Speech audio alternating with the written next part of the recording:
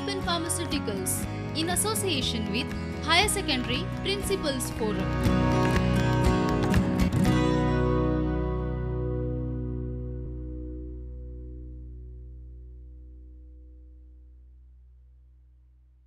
नमस्कार, मी स्वाती कोटकर. मी डिचोली येथील श्री शांतादुर्गा उच्च माध्यमिक विद्यालयात शिकवते. मित्रांनो, जीवन हे अत्यंत आनंददायी आहे. त्याचा आनंद प्रत्येकाने भरभरून घेणे अपेक्षित असते. आता प्रश्न उभा राहतो की आपण खरोखरच त्याचा आनंद उपभोगतो का? याचे प्रामाणिक उत्तर द्यायचे झाले तर आपल्यापैकी बहुतेक जण याचे उत्तर नाहीच असे देईल. यामागच्या कारणांचा जर आपण विचार केला तर असंख्य कारणे समोर येतील. त्यातील अत्यंत महत्त्वाचे समोर येणारे कारण म्हणजेच पैसा हे होय. आजचं जीवन हे अत्यंत धकाधकीचं आहे. तुटपुंज्या पगारात संसाराचा गाढा ओढताना सामान्य माणसाची खूपच ओढाताण होते. कुटुंबातील सगळ्या सदस्यांच्या गरजा पुऱ्या करता करता त्याला कुठून मनुष्य म्हणून जन्माला आलो असे वाटू लागते.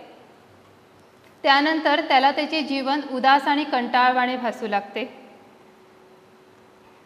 अशा स्थितीत त्याची दुःखी कष्टी मन काल्पनिक सृष्टीत त्याला हवा तसा फेरफटका मारू लागते आणि मग कल्पनेने उभारलेली ही सृष्टी काही काळ का होईना त्याला त्याचे दुःख विसरायला मदत करते. आज आपण अशाच मुंबईच्या चाळीत राहणाऱ्या, इमाने इतबारे नोकरी करणाऱ्या, संसाराचा गाढा ओढणाऱ्या आणि आर्थिक तणतणीतून पिसून गेलेल्या एका लेखकाला गेली 35 वर्ष माणूस म्हणून जगण्याचा पश्चाताप कसा झाला आणि स्वतःचे रूपांतर एका रुबाबदार मांजरात कसे करतो आणि मांजर झाल्यानंतर त्याच्या आयुष्यात कोणकोणत्या गमतीदार प्रसंग घडतात यांचं वर्णन आज आपण एका पाठाच्या माध्यमातून करणार आहोत. पाठाचं नाव आहे मांजर व्हा आणि लेखक आहेत रमेश मंत्री. लेखकाचं संपूर्ण नाव आहे रमेश राजाराम मंत्री. त्यांचा जन्म 1923 साली झाला आहे आणि 2002 साली त्यांचं निधन झालं आहे. एक लेखक म्हणून आपल्या कारकिर्दीची सुरुवात त्यांनी वृत्तपत्रीय लेखनाने केली आणि समाजात विनोदी लेखक म्हणून नावलौकिक प्राप्त केला. त्यांनी विनोदी लेख, कादंबरी, नाटक, प्रवास वर्णनं इत्यादी प्रकारात मोठ्या प्रमाणात लेखन केले. व्यक्ती, सामाजिक व्यवहार, विविध व्यवसाय यातील विसंगतीचे मार्मिक विडंबन हे मंत्री यांच्या विनोदाचे वैशिष्ट्य आहे.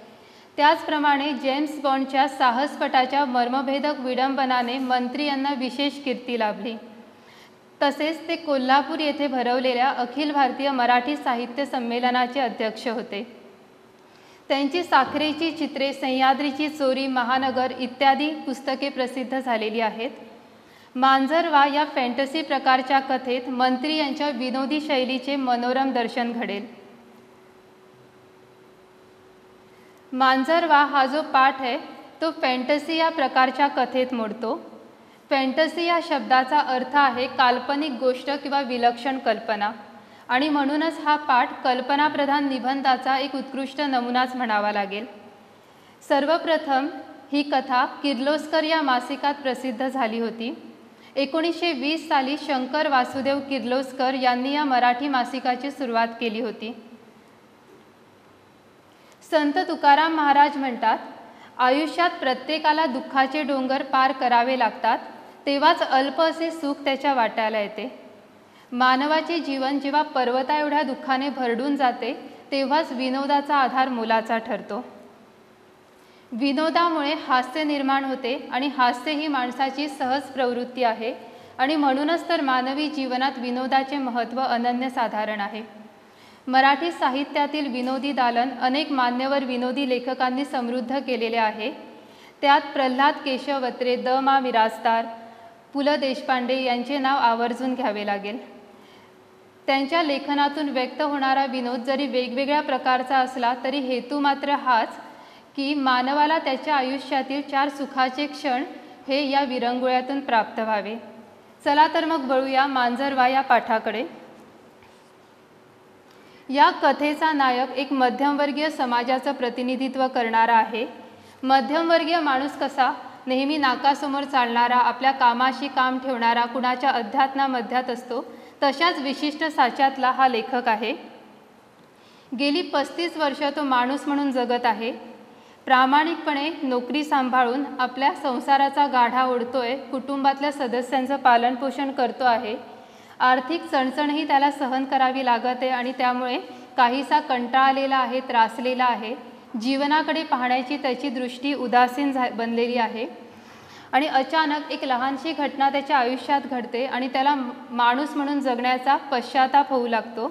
माणसाचा जन्म हा अत्यंत त्रासदायक असल्याचं त्याला वाटू लागतं आणि त्याउलट मांजराचा जन्म हा अत्यंत आरामदायक आहे असं त्याला वाटू लागतं आणि त्यामुळे तो स्वतःचं रूपांतर मांजरात करून घेण्याचा निर्णय घेतो. तर प्रसंग असा आहे, गेल्या मे महिन्यात लेखकाची बायको मुलांना घेऊन सुट्टी घालवण्यासाठी म्हणून गावी गेली होती. बायको मुलं घरात नसल्याकारणाने लेखकाला एकाकीपणा जाणवत होता. घरी स्वयंपाक करणारं कुणी नसल्यामुळे बाहेर जेवायला जायचा त्याला कंटाळा आला आणि म्हणून लेखकाने विचार केला की एक कपभर दूध प्यावं आणि काही बिस्किटं खावीत आणि निवांत पडावं. लेखक जेव्हा दूध घेण्यासाठी म्हणून स्वयंपाकघरात गेला तर त्याने पाहिलं की दुधाचं भांडं हे रिकामं आहे आणि त्याच्या बाजूलाच एक बोका पांढऱ्या मिशांवर लागलेले दुधाचे थेंब आपल्या पंजाने टिपत निवांत बसला होता. लेखकाची चाहूल लागताच तो खिडकीतून पसार झाला, पळून गेला. त्याला पाहिल्यानंतर लेखकाच्या मनात विचार आला की काय बेट्याची मजा आहे पहा. आम्ही आपलं पहाटे उठावं, डोळे चुरचुरत असले, डोळ्यात झोप असली तरीसुद्धा दूधवाल्याकडनं दूध घ्यावं, दूध घेतल्यानंतर ते व्यवस्थित चांगलं तापवावं आणि तापवल्यानंतर दिवसभर ते जपवून ठेवावं आणि या बोक्याने जणू आपल्यासाठीच हे दूध ठेवलं असल्याच्या आविर्भावात यावं आणि सहज येऊन ते दूध पस्त करावं. हा म्हणजे माणसावरती या बोक्याकडनं किंवा मांजरांकडनं होणारा अन्याय आहे असं लेखकाला जाणवू लागतं आणि म्हणूनच या माणसाच्या जन्माचं काही खरं नाही असं लेखकाला वाटतं. आणि त्यामुळे लेखकाच्या मनात अशी भावना व्यक्त होते की माणसाचं जीवन हे व्यर्थ आहे आणि लेखकाने ठरवलं की आता हा मनुष्य जन्म आपण त्यागायचा आणि मांजराचा जन्म आपण धारण करायचा. ठरल्याप्रमाणे लेखक दुसऱ्या दिवशी उठून एका जादूगाराकडे जातो आणि हा जो जादूगार आहे तो जादूचे वेगवेगळे प्रयोग करत असायचा असं लेखकाने ऐकलं होतं. त्याशिवाय त्याची अशीही ख्याती होती की तो माणसाचं रूपांतर त्यांना हव्या असलेल्या प्राण्यांमध्ये करतो. म्हणजेच जर एखाद्याला माकड व्हायचं असेल, एखाद्याला कुत्रा व्हायचं असेल तर त्यांचं रूपांतर तो त्या प्राण्यात करतो. आणि म्हणूनच लेखकाने विचार केला की आपलंही काही जमतं का ते आपण पाहावं. आणि लेखक त्या जादूगाराकडे गेला आणि जादूगाराला त्याने म्हटलं की मला मांजर व्हायचं आहे. जादूगार म्हणाला की ठीक आहे, पण तुम्हाला मांजर होण्यासाठी मला 50 रुपये द्यावे लागतील. आता पैसे कसे जमवायचे याचा लेखकाला विचार पडला, कारण लेखक हा मध्यमवर्गीय माणूस होता. महिन्याच्या शेवटी शिल्लक काही उरेलच याची शाश्वती त्याला देता येत नव्हती आणि म्हणूनच त्याने त्याच्यावरती एक उपाय शोधून काढला की 2-4 मित्रांकडनं जर आपण थोडे पैसे उसने घेतले, उधार घेतले तर 50 रुपये सहज जमण्यासारखे होते. पण लेखकाच्या मनात एक विचार आला की मांजर झाल्यानंतर जर आपल्याला त्या जन्माचा कंटाळा येऊ लागला आणि आपल्याला जर पुन्हा माणसात यावंसं वाटलं तर काय करायचं. आणि खबरदारी म्हणून, सावधगिरी म्हणून लेखकाने जादूगाराला तो प्रश्न विचारला की मला जर पुन्हा माणूस व्हायचं तर त्यावेळी तुम्हाला 100 रुपये द्यावे लागतील असे जादूगर सांगतो. मग लेखकाने विचार केला की हा सौदा काही जास्त महाग नव्हता. नाहीतरी एका महिन्याचा खर्च एका माणसाचा 200 ते 300 रुपये येतो आणि तेवढे मिळवायला त्याला कष्टही बरेच करावे लागतात. पण मांजराचं काय, मांजराला काही काम ना धंदा. मांजराचं आयुष्य हे अत्यंत सुखदायक आहे. कोणतंही काम न करता, कष्ट न करता ते दुसऱ्यांच्या घरात जाऊन त्यांच्या अन्नपदार्थांवर फडशा पाडू शकतो. आणि म्हणूनच लेखकाने मांजर होण्याचा निर्णय आपला पक्का केला आणि तो जादूगाराला कळवणार इतक्यात जादूगारच त्याला विचारतो की बरं काय ठरलं तुमचं. मग लेखक म्हणतो की मला कबूल आहे, हा सौदा मला खूप पटलेला आहे आणि त्यामुळे मी मांजर होण्यासाठी रविवारी येऊ का, कारण तो सुट्टीचा दिवस आहे. पण लेखकाला जादूगर सांगतो की तुम्ही रविवारी या, पण रविवारी येताना तुम्ही 8च्या पूर्वी या, कारण मग फार गर्दी होते. म्हणजे जादूगाराच्या या बोलण्यावरनं आपल्या लक्षात येतं की समाजात अशी अनेक दुःखी माणसं आहेत, कष्टी माणसं आहेत की ते आपल्या जीवनाला अक्षरशः कंटाळलेली आहे आणि आपल्या या दुःखावरती उपाय शोधण्यासाठी म्हणून ते अशा पळवाटा शोधत या जादूगाराकडे येतात. मग जादूगार त्यांना सांगतो की मला तुमची थोडी ट्रायल घ्यायची आहे, म्हणजे मांजर होण्यासाठी खरोखरच तुम्ही योग्य आहात की नाही, तुमची पात्रता आहे की नाही हे तपासण्यासाठी मला तुमची एक ट्रायल घ्यायची आहे, तुम्ही मांजरासारखं म्याव करून दाखवा पाहू. तर जादूगाराच्या या सांगण्यावरून लेखकाला लाज वाटू लागते की आपण मांजरासारखं म्याव म्याव कसं करायचं. मांजर झाल्यानंतर गोष्ट वेगळी होती, पण आता माणूस असताना आपण म्याव म्याव केलं तर आपल्याला कोणी वेड्यात काढेन. तरी पण जादूगाराच्या सांगण्यावरनं लेखक ओशाळून एक अस्पष्ट किंवा अस्पष्ट आवाजामध्ये म्याव म्हणतो. त्यावर जादूगार त्याला म्हणतो की छे छे असं चोरलेल्या आवाजात म्याव म्हणू नका, चांगलं खणखणीत आवाजात म्याव म्हणा. मग लेखकाने आपला घसा साफ केला आणि मोठ्या आवाजात म्याव ठोकून दिला. मग जादूगार त्यांनी संतुष्ट होत नाही आणि जादूगार लेखकाला सांगतो की आता असं करा, तुम्ही रविवारपर्यंत म्याव म्यावची प्रॅक्टिस करा आणि रविवारी मग पूर्ण तयारीनिशी या. त्यानंतर लेखक त्याला होकार देतो आणि तिथून ऑफिसमध्ये जाण्यासाठी म्हणून बस स्टॉपवर येतो. त्या दिवशी बसमध्ये खूपच गर्दी होती. लेखकाला कशीबशी बसायला जागा मिळाली. थोड्या वेळाने कंडक्टर आला आणि कंडक्टरच्या हातावर लेखकाने 4 आणे ठेवले आणि त्याच्याकडे तो उगाचच बघू लागला. आता खरं म्हणजे कंडक्टरला अपेक्षित होतं की त्याने म्हणजे एखाद्या पॅसेंजरनी किंवा उतारूने पैसे दिल्यानंतर आपलं उतरायचं ठिकाण सांगावं, पण तसं लेखकाने केलं नाही, कारण लेखक फक्त मांजर होण्याच्या विचारात गुंतलेला होता आणि त्यामुळे लेखक त्याला फक्त पाहत राहतो. तर कंडक्टरला त्याची ही कृती समजत नाही आणि त्यामुळे कंडक्टर स्वतःहून त्याला विचारतो की तुम्हाला कुठं जायचं आहे. तेव्हा लेखक म्हणतो म्याव. आता म्यावचा उच्चार केल्यामुळे कंडक्टरही थोडासा गोंधळतो. कंडक्टरला वाटतं की आपला प्रश्न या उतारूला व्यवस्थित समजलेला नाही आहे आणि म्हणून तो पुन्हा तो प्रश्न जास्ती मोठ्याने विचारतो. तर लेखकही पूर्वीपेक्षा जोरात त्याला उत्तर देतो म्याव असं म्हणून. आता मात्र सगळे बाकीचे उतारू जे होते, पॅसेंजर जे होते आणि कंडक्टर अवाक होऊन लेखकाकडे पाहू लागले. तेव्हा लेखकाला आपली चूक लक्षात येते आणि लेखक विचार करू लागतो की अरे अजून तर आपण मांजर झालेलो नाही आहे. आणि मग तो ओशाळून लाजून आपलं ठिकाण सांगतो की हां मला गिरगाव मॅजेस्टिक सिनेमाला उतरायचं आहे आणि ही गोष्ट तिथंच थांबवतो. तर मांजर व्हायच्या विचारात लेखक पूर्णपणे हरवलेला आहे. जादूगाराने सांगितल्याप्रमाणे त्याला म्याव म्यावचा सराव करायचा आहे, पण आता त्याला सामाजिक परिणामांना सामोरं जावं लागत आहे आणि ही त्याच्यासाठी खूपच वाईट गोष्ट आहे. त्यानंतर लेखक कचेरीत जातो, म्हणजे ऑफिसमध्ये जातो आणि ऑफिसमध्ये गेल्यावर सुद्धा त्याच्याबरोबर असंच काही घडतं. लेखकाला भेटायला त्याचा एक मित्र येतो. आता मित्र आल्यावर लेखकाला त्याला चहा सांगायची असते, तर त्याला चहा सांगताना तो चहावाला पोराला बोलवतो आणि त्या चहावाल्याला सांगतो की 2 म्याव आण. आता 2 म्याव आण म्हटल्यावर चहावाल्याला ते लक्षात येत नाही आणि त्यामुळे तो विस्पारलेल्या डोळ्यांनी आश्चर्याने लेखकाकडे पाहत राहतो. तर आता आपली बाजू सावरण्यासाठी म्हणून लेखक त्याला दरडावून सांगतो की अरे म्याव म्हणजे चहा हे तुला माहीत नाही का. आणि मग तो बिचारा चहावाला निमूटपणे निघून जातो. त्यानंतर लेखकांचे साहेब म्हणजे बॉसचं असतो, तर लेखकाला आपल्या कॅबिनमध्ये बोलवतो आणि कॅबिनमध्ये बोलावून तो त्याला सांगतो की एका फर्मला तुला पत्र लिहायचं आहे आणि पत्रामध्ये काय काय लिहायचं ते लेखकाला तो साहेब समजावून सांगतो. आणि साहेबांनी सांगितलेलं लेखकाला समजतं, पण आता जेव्हा साहेब त्याला समजलं आहे की नाही हे विचारण्यासाठी पुन्हा विचारतात की काय लिहायचं ते लक्षात आलं ना तुझ्या. तेव्हा लेखक उत्तर देतो म्याव. आता पुन्हा पुन्हा म्याव म्याव म्हटल्यामुळे साहेबही कंटाळतात. साहेबांना एकदम राग येतो आणि आता बाकीचे तरी समजून घेतात, पण साहेब काही समजण्याच्या मनस्थितीत नसतात आणि त्यामुळे साहेबांचा पारा पडतो आणि लेखकाला साहेबांकडून ओरडा खावा लागतो. आणि साहेब मग लेखकाला भरपूर रागवतात, पण लेखक बिचारा आपला एक शब्दही न उच्चारता साहेबांच्या कॅबिनमधून बाहेर पडतो. आता लेखक ठरवतो की आपल्याला जिथं कोणी ओळखणार नाही अशा ठिकाणी जायचं आणि म्याव म्यावची प्रॅक्टिस करायची. आणि त्यामुळे लेखक ऑफिसमधून बाहेर पडल्यानंतर संध्याकाळी मलबार हिलवर जातो आणि तिथं त्याला कुणीही ओळखणारं नाही आहे याची खात्री करतो आणि मग तिथं आपल्याला हवी तशी म्याव म्यावची प्रॅक्टिस करतो आणि आपला घसा साफ करून भावी म्यावचा पाया त्याने बळकट केलेला असतो. त्यानंतर 2 दिवसात लेखकाने पैशांचा बंदोबस्त केला आणि मोठ्या उत्साहाने मांजराचे आयुष्य जगण्याच्या तो तयारीला लागला. प्रथम त्याने खबरदारी घ्यायची ठरवली आणि म्हणूनच त्याने ऑफिसमध्ये सांगितले की मी 1 महिन्याची रजा घेतोय. म्हणजे ऑफिसमध्ये सहकाऱ्यांमध्ये ती चर्चा व्हायला नको की हा लेखक कुठं गेला, काय झालं. ही चर्चा बंद करण्यासाठी त्याने तिथं पूर्णविराम दिला.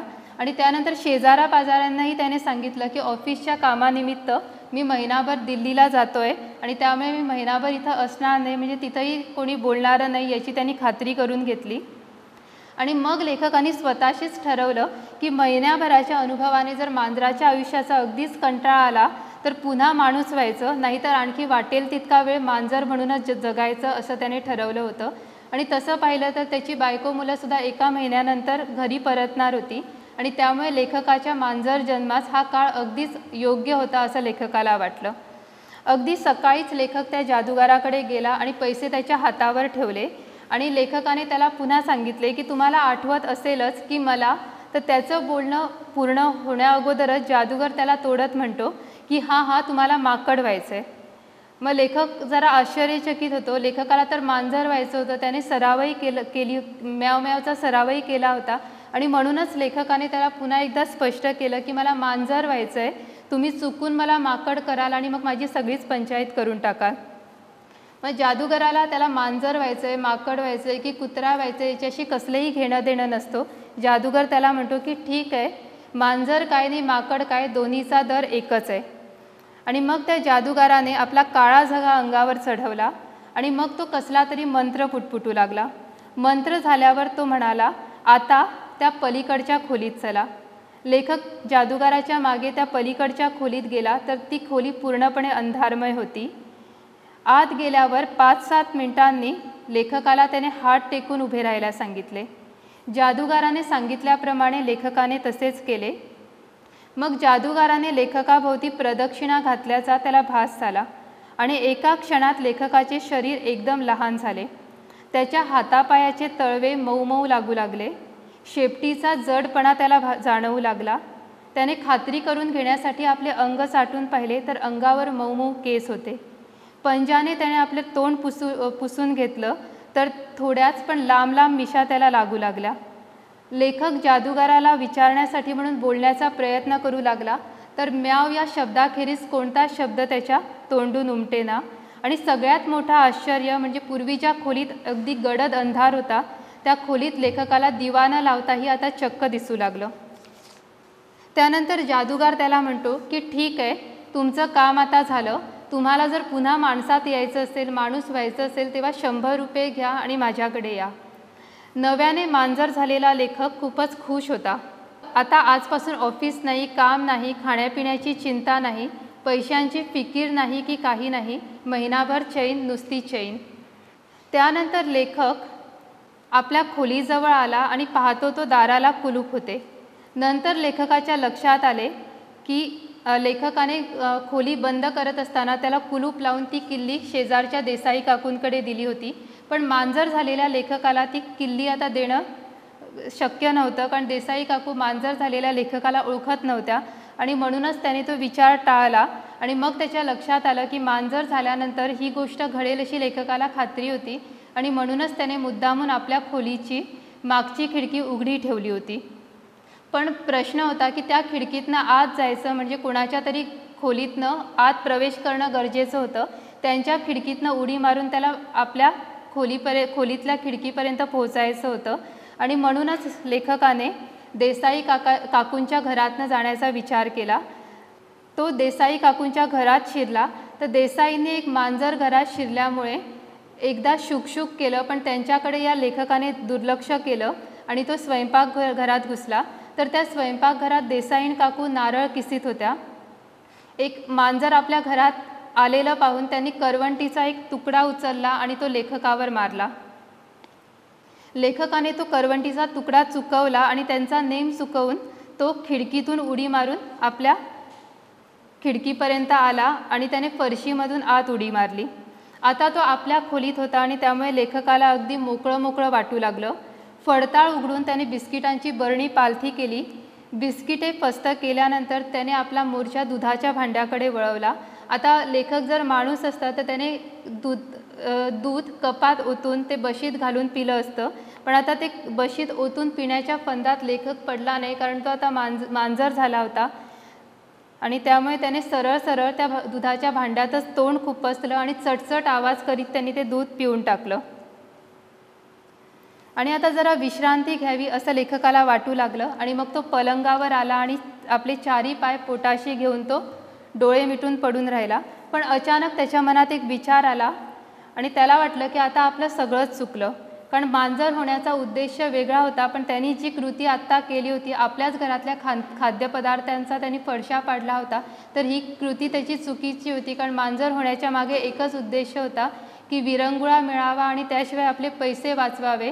आणि आपल्याच घरातले खाद्यपदार्थ जर फस्त करायचे असतील तर मांजर होण्याचा हा निर्णय आपल्याला चुकलेला आहे असं त्याला वाटलं. आणि म्हणूनच त्याने ठरवलं की आता इतरांच्या घरातल्या खाद्यपदार्थांचा फडशा पाडायचा आणि त्यानंतरच त्याचं अशांत मन शांत झालं. तर लेखकाने तासभर डुलकी घेतली असेल तर तो जेव्हा उठला आणि त्याने जांभई दिली तेव्हा डोळे उघडल्यावर त्याच्या लक्षात आलं की त्याच्या पलंगाच्या एका कोपऱ्यात एक मनी नावाची मांजर बसली होती. म्हणजे तिचं नाव मनी होतं. ती मांजर खूपच सुंदर होती. तर मांजरीनंही इतकी सुंदर असू शकते हे लेखकाला प्रथम त्यावेळी कळलं. तिची प्रसन्न मुद्रा, सुंदर नाजूक मिशा, गुलाबी ओठ, मोहक डोळे, गुबगुबीत अंग या साऱ्यांनी लेखकाच्या मनावर तिची भलतीच छाप पाडली. तर तिला पाहिल्यानंतर लेखक उभा राहिला. तिच्याकडे मधाळ पण अविश्वासाच्या नजरेने त्याने पाहिलं आणि तिनेही लेखकाकडे पाहत परकेपणानं विचारलं की काय बोके बुवा, या भागात तुम्ही नवीनच आलेले दिसतात. मग लेखकही तिला उत्तर देतो की हो, मी नवीनच या भागात आलेलो आहे. आणि त्यानंतर ती त्या लेखकाला विचारते की तुम्ही यापूर्वी कुठं राहत होता. तेव्हा लेखक उत्तर देतो की तिकडे धोबी तलावाकडे एका म्हाताऱ्या पारशिणीकडे मी राहत होतो, पण मला तिथं खूपच कंटाळा आला आणि ती मालकीनंही फार दिवस जगेल असं मला वाटलं नाही आणि त्यामुळे फिरत फिरत मी इथं आलो. आता लेखकाला वाटतं की आपण या चाळीबद्दल जाणून घेऊया आणि म्हणूनच मांजराचा दृष्टिकोन या चाळीबद्दल काय आहे हे लेखक जाणून प्रश्न विचारतो की ही चाळ कशी काय आहे. मग ती मांजरीण उत्तर देते की तशी काही वाईट नाही आहे, पण इथं लोक इतके कंजूस आहेत की इथं शिळंपाकं काहीच ते ठेवत नाही आणि त्यामुळे आम्हाला खायला काहीच मिळत नाही. मी आपली शेजारच्या तळमजल्यावरच्या मिठाईच्या दुकानात जाऊन काही खाऊन पिऊन येते. तुम्ही कुठं लग्गाला साधलात आज. मग लेखक उत्तर देतो की मी इथंच या खोलीमध्ये दूध ठेवलं होतं, त्या दुधावरच आज हात मारला. पण आता मांजरीण सांगते की या खोलीचा मालक म्हणे महिनाभर गावाला गेलाय, मग उद्यापासून तुमचं कसं होणार. म्हणजे लेखक गावाला गेला ही बातमी त्या मांजरांपर्यंतही पोहोचली होती. तर मग लेखकाला वाटलं की ही ज्या अर्थाने आपल्याला ओळखते त्या अर्थाने आपल्याबद्दल तिचे विचार काय आहेत हे जाणून घेण्याची एक चांगली संधी चालून आलेली आहे. आणि म्हणूनच लेखकाने तिला विचारलं की मनीबाई, हा मालक कसा काय वाटतो हो, म्हणजे हा मालक स्वभावाने कसा काय. तेव्हा ती मनी मांजरीण हसून उत्तर देते की ईश्य बावळट आहे नुसता. ती लेखकाला सरळ तोंडावरती सांगते की हा मालक एकदम बावळट आहे. कधी फडताळच उघडं टाकून जातो तर कधी दुधावर झाकणच ठेवत नाही. विसरभोळा तर इतका आहे की त्याची बायको खिशातून पैसे काढते ते सुद्धा त्याच्या लक्षात येत नाही. म्हणजे लेखकाला समजतं की त्याच्या मागून घरामध्ये कोणकोणते प्रकार चालतात आणि त्यामुळे लेखकाला हेही समजतं की त्याची बायको त्याच्या घरात म्हणजे त्याच्या खिशातनं न सांगता पैसे काढते ते. आणि अचानक बोलता बोलता ती घाबरली आणि घाबरून उठून उभी राहिली आणि लेखकाला म्हणाले की अहो पळा पळा, उठा आणि धावा लवकर. मग लेखक चटकन उठला, पण का पळून जायचं हे लेखकाला समजत नव्हतं. त्याने इकडं तिकडं पाहिलं तर खिडकीतून एक काळा बोका त्याला रागाने पाहत असल्याचं दिसलं. त्याचे ते धूड आणि उग्र चेहरा पाहून आता लेखकाला पळून जाणं भागच आहे हे त्याच्या लक्षात आलं. इतक्यात त्या काळ्या बोक्याने आत उडी टाकली आणि लेखकाने चपळाईने पळत जाऊन खिडकीबाहेर उडी घातली. गॅलरीतल्या एका कोपऱ्यात पळून जात असताना लेखकाला एक मांजरीण दिसली आणि ती पाटीलबाईंची भाटी मांजरीण होती. ती उन्हात बसली होती. तर तिने बारीक डोळे करून लेखकाकडे एकदा पाहिले, कारण कोणीतरी नवखा बोका आता त्यांच्या चाळीमध्ये दाखल झाला होता. तिने लेखकाचे लक्ष वेधण्यासाठी म्हणून शुकशुक केले. लेखकही शेपटी हलवीत तिच्याकडे गेला तेव्हा आपुलकीने तिने म्हटले की बसा की पाहुणा जरा उन्हाला.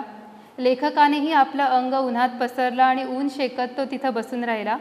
ती किंचित लेखकाकडे सरकली आणि आपल्या प्रेमळ पंजाने त्याच्या पाठीवर गुलाबी ओरखडे काढत म्हणाली, काय हो पाहुणं, मगाशी त्या पलंगावर अगदी गुलगुलीत गप्पा मारीत होता की मनीबरोबर.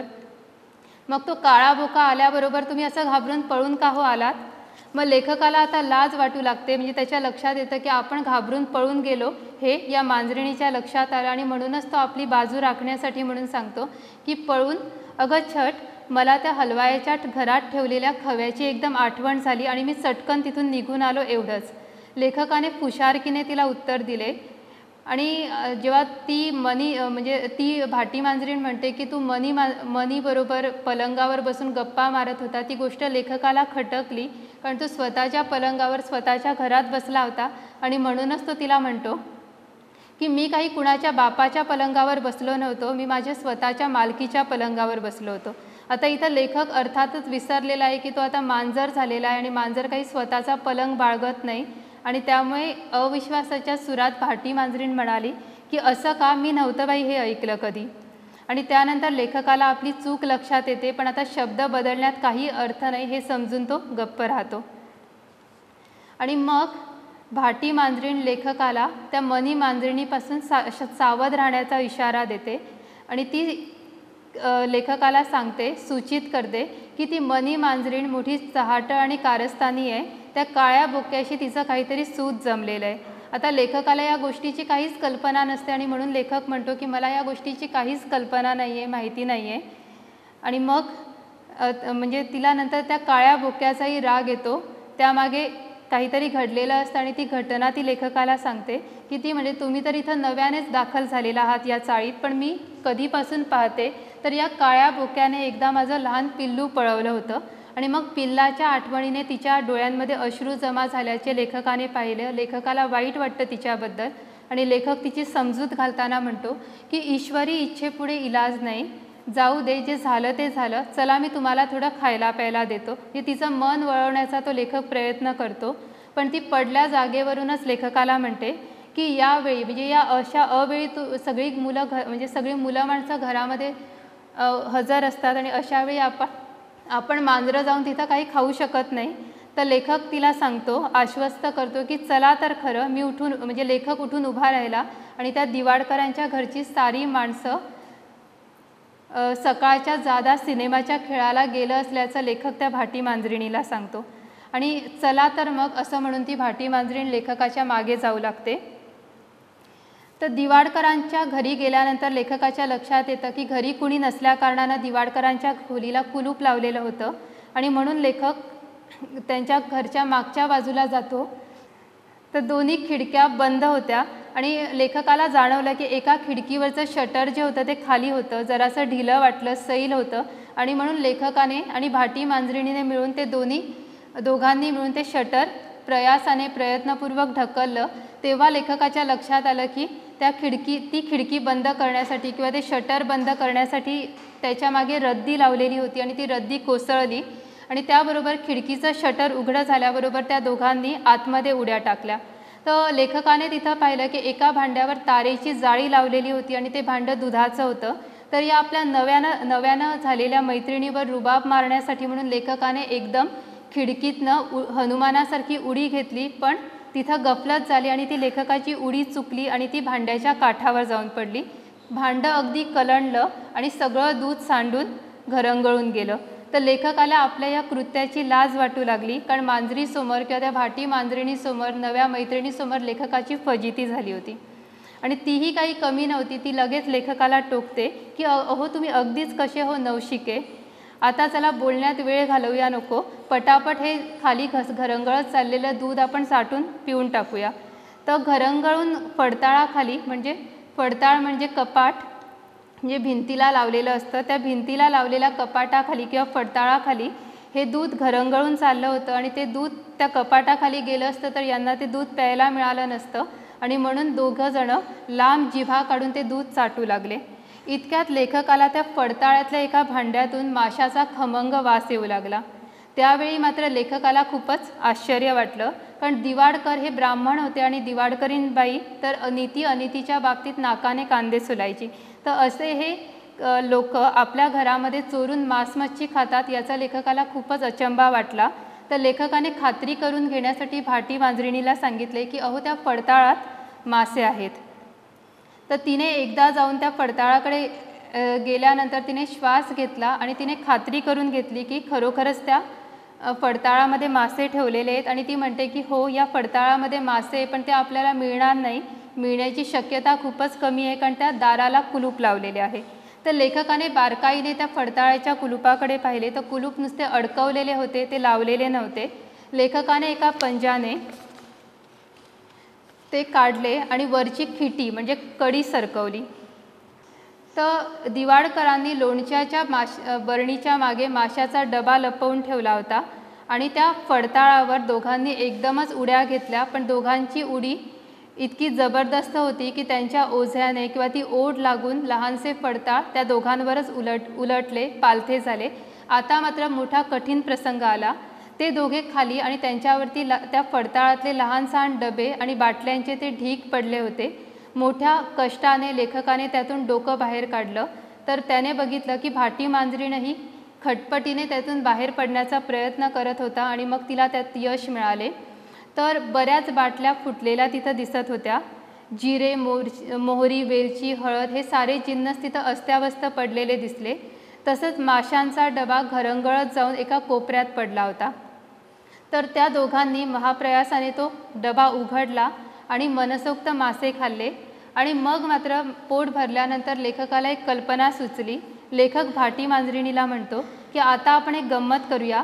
त्या दुसऱ्या माळ्यावरची केळकरीण बाई आहे ना, तिनं आज मला लाथ मारली, मी ती चुकवली म्हणा, पण विनाकारण मला मारणाऱ्या धावणाऱ्या त्या बाईची खोड मोडू आपण. यातला एक एक मासा आपण तोंडात धरू आणि तिच्या स्वयंपाकघरात टाकू.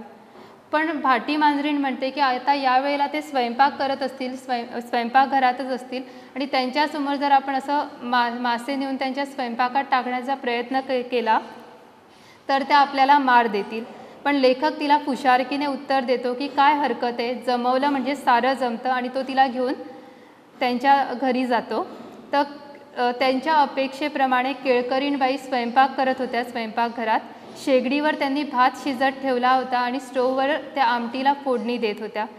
तर या दोघांनी त्यांच्या स्वयंपाकघरात थेट प्रवेश केला आणि कुणाला काही कळायच्या आत एकाने चिरलेल्या भाजीत आणि दुसऱ्याने भाताच्या भांड्यामध्ये आपल्या तोंडातला मासा टाकला. आपल्या स्वयंपाकात मासे पडलेले पाहून केळकरीणबाईंनी जोरात किंकाळी मारली आणि भाजीत चिरत असताना 2 टोमॅटो तिथं ठेवलेले होते. ते रसरशीत टोमॅटो त्यांनी त्या दोन्ही मांजरांच्या दिशेने फेकून मारले. पण इथंच गफलत झाली आणि योगायोग असा झाला की मेहेंदळेबाई नुकतीच आंघोळ करून आली होती आणि त्या तुळशीला पाणी घालायला म्हणून गॅलरीत जात होत्या. तर हे रसरशीत टोमॅटो त्यांच्या अंगावरती पडून फुटले आणि मग मेहेंदळेबाईंनी रणगर्जना केली. आणि मग या 2 ढालगजबाईंची अशी काही जुंपली की विचारूच नका. चाळीतल्या बाकीच्या माणसांना एक टाईमपासचा विषय मिळाला, कारण ते दोघं मोठ्या मोठ्याने उगाचच भांडायला लागले. तर एकंदरीत लेखक म्हणतो की हे मांजरीचं जीवन किंवा मांजराचं जीवन त्याला खूपच आवडलं. त्याशिवाय लेखकाला आंघोळ करायचा खूपच कंटाळा येत होता आणि आता मांजर झाल्यानंतर त्याचा हा आंघोळीचा त्रास वाचला होता. तर अशा मोफतच्या खाण्यापिण्यात आणि गप्पा गोष्टीत आणि आळसात 1 महिना कसा निघून गेला हे लेखकाला समजलंच नाही. तर आता बायको मुलं परतणार असल्या कारणाने लेखकाला माणूस व्हावंसं वाटत होतं. पुन्हा एकदा त्याच्या मनात माणसात परत यायची इच्छा उत्पन्न होत होती आणि म्हणूनच त्याने जादूगाराला देण्यासाठी म्हणून एक 100ची नोट एका पुस्तकाच्या पानात ठेवली होती. ती 100ची नोट घेण्यासाठी म्हणून तो आता आपल्या घरी जातो. तर घरी गेल्यानंतर म्हणजे घरी जाण्यासाठी त्याला खिडकीतून पुन्हा उडी घ्यायची असते. मागची खिडकी त्याने उघडीच ठेवली असते आणि तो घरात जाण्यासाठी म्हणून मागच्या खिडकीतनं उडी घेतो. उडी घेतल्यानंतर त्याच्या एकदम लक्षात येतं तर ती उडी त्याची एकदम त्याच्या बायकोवरती जाऊन पडते. त्याची बायको तिकडं तांदूळ निवडत बसलेली असते. तिच्या अंगावरच हा लेखकरूपी मांजर पडल्यामुळे ती मोठ्याने किंचाळते. पण खरं म्हटलं तर त्या बायकोला पाहिल्यानंतर लेखकच खूप घाबरतो, अचंबित होतो, कारण आणखीन 2-3 दिवस ती येणार अशी त्याला खात्री नसते.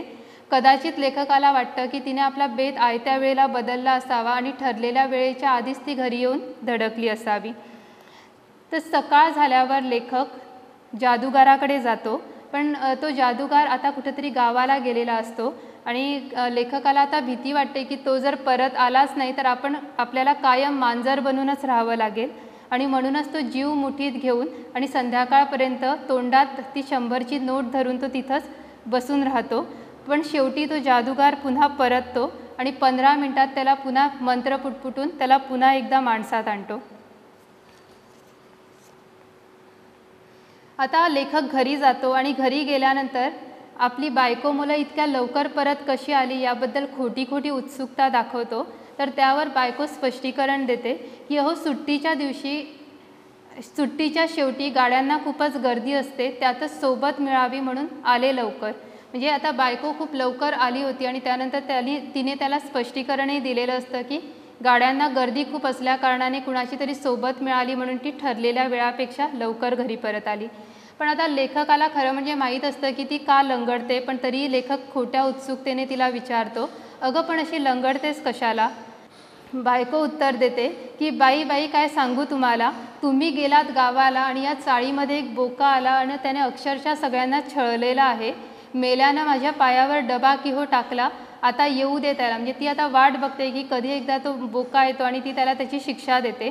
पण लेखकाला काय घडलेलं आहे म्हणजे तो प्रसंग त्याला पूर्णपणे माहीत असतो, कारण तो बोका म्हणजे हा लेखकच असतो आणि म्हणूनच तो तिला विचारतो की तू त्याला कदाचित लाथ वगैरे मारली असशील आणि म्हणूनच तुझा पाय दुखावला असेल. मग तिला आश्चर्य वाटतं की आपण काहीही न सांगता लेखकाला ही गोष्ट कळली कशी, आणि म्हणूनच ती त्याला तसं विचारते. तर लेखक बिचारा आपला वेळ मारून नेण्याचा प्रयत्न करीत म्हणतो की नाही, मी आपल्या अंदाजाने म्हटलं. तर दिल्लीसारख्या दूरच्या गावी जाऊनही लेखकाने सामान काहीच नेलं नव्हतं बरोबर, आणि याचं तिला आश्चर्य वाटतं आणि ती चौकशी करते की तुम्ही सामान का बरोबर नेलं नाही, 1 महिना तुम्ही काय केलं? तर तेव्हा लेखक स्पष्टीकरण देतो, थाप मारतो की आपण मित्राचे कपडे वापरले. पण तिला माहीत असतं की 1 महिना मित्राचे कपडे वापरणं लेखक शक्य नाही, आणि म्हणूनच ती असा कयास बांधते की कदाचित लेखक आपलं सामान कुठंतरी विसरून आला असावा. आणि ती जे काही बडबडत होती किंवा लेखकाला त्याबद्दल रागावत होती, सुनावत होती, ते लेखकाला निमूटपणे ऐकून घ्यावं लागलं, कारण लेखकाकडे त्याचं स्पष्टीकरण द्यायला काही उत्तर नव्हतं. आणि त्यानंतर लेखक आता पुन्हा माणसात आला होता, पण माणसात आल्यावर सुद्धा लेखकाला आपण मांजरच आहे असं वाटत होतं. म्हणजे मांजराचे जे गुण त्याच्यामध्ये 1 महिन्यात उतरले होते ते त्याला सोडून जायला जराही तयार नव्हते. त्यानंतर लेखकाची मुलं दिल्लीला आपल्या वडिलांनी काय काय पाहिलं हे त्याला पुन्हा पुन्हा विचारतात. तेव्हा लेखक एवढंच उत्तर देऊ शकत होता त्यांना की दिल्ली बहुत दूर है, ही एवढीच माहिती तो त्यांना देऊ शकला, कारण दिल्लीला तो कधीही गेला नव्हता आणि त्यामुळे दिल्लीबद्दलचं ज्ञान यापुढे त्याला कधी सांगता आलं नसतं किंवा दिल्लीमध्ये काय आहे हे त्याला सांगता आलं नसतं. तर रात्री जेव्हा लेखक झोपला तेव्हा अचानक त्याला मध्ये जाग आली, कारण त्याच्या बायकोने दिवा लावला होता, म्हणजे लाईट पेटवलेली होती, आणि त्याचा मुलगा मधू त्याला हाक मारतो आणि लेखकाला सांगतो की बाबा उंदीर आला. म्हणजे रात्रीच्या वेळेला उंदराने तिथं धुमाकूळ घातल्याने सगळ्यांची झोपमोड झाली होती. आता उंदीर जर आपल्या घरात आलो तर एक तर आपण त्याला हाकलतो किंवा मारतो, पण इथं आता लेखक अजूनही स्वतःला मांजरच समजत आहे, कारण तो अर्धवट झोपेत आहे. तर मांजरीच्या कुळाशी आपला संबंध संपला हे विसरून लेखक अर्धवट झोपेत त्याला सांगतो की कुठं येतो, मी खाऊनच टाकतो त्याला. आता एका उंदराला एक माणूस खाऊन टाकतोय असं म्हटल्याबरोबर लेखकाची बायको आणि लेखकाचा मुलगा मधू आश्चर्यचकित होऊन चकित नजरेने त्याला पाहू लागतात, आणि तेवढ्या वेळामध्ये उंदीर खिडकीतून आपला जीव बचावून पळून जातो. आणि त्यानंतर सकाळी उठून जेव्हा लेखक पाहतो तर घरात 2 मांजरं आली होती. म्हणजे लेखक बायको मुलं घरात नसताना बाकीच्या सगळ्या मांजरांना घेऊन तो तिकडं गप्पा करत बसायचा, आणि त्यामुळे ही मांजरं आता सवयीने त्या घरामध्ये आली होती.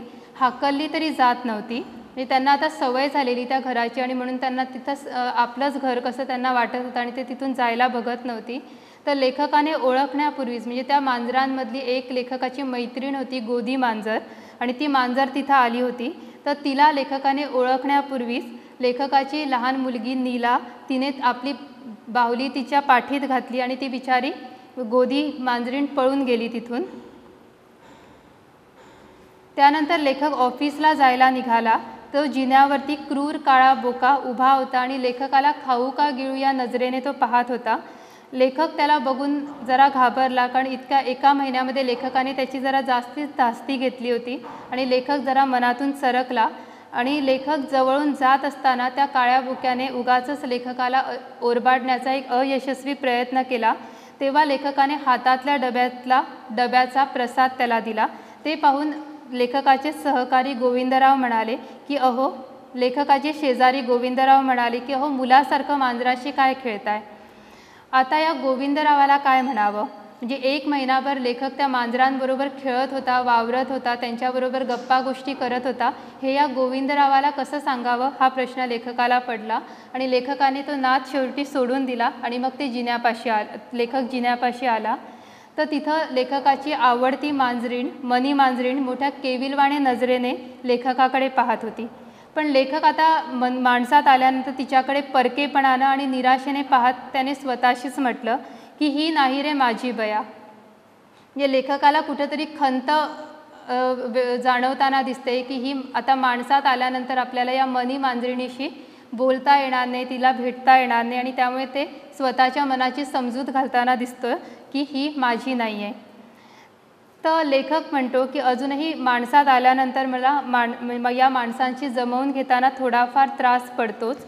साहेबाने जर एखादा हुकूम सोडला किंवा एखादं काम करायला सांगितलं तर होकार देण्याऐवजी लेखकाला त्यांना म्याव म्हणावंसं वाटतं.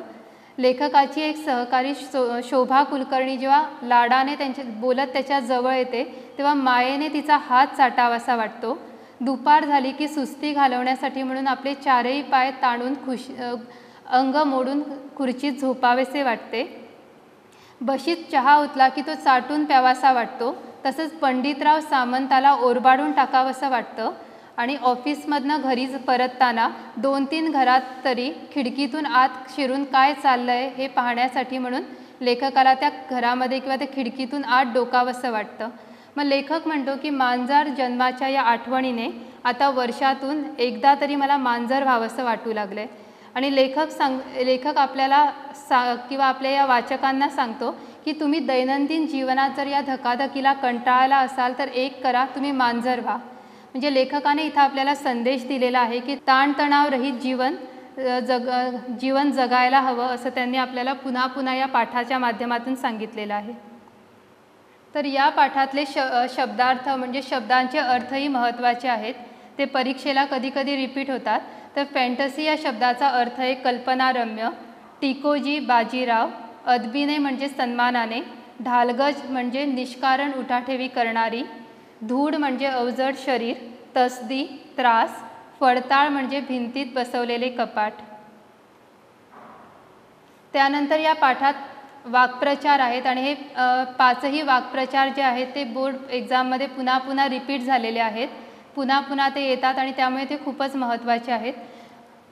ताटाखालचं मांजर होणं, लाचार होणे, मिंधे होणे, फिकीर नसणे म्हणजे काळजी नसणे, छाप पाडणे, प्रभाव टाकणे, लग्गा साधणे म्हणजे कार्य साधणे आणि नाकाने कांदे सोडणे म्हणजे शिष्टपणा दाखवणे.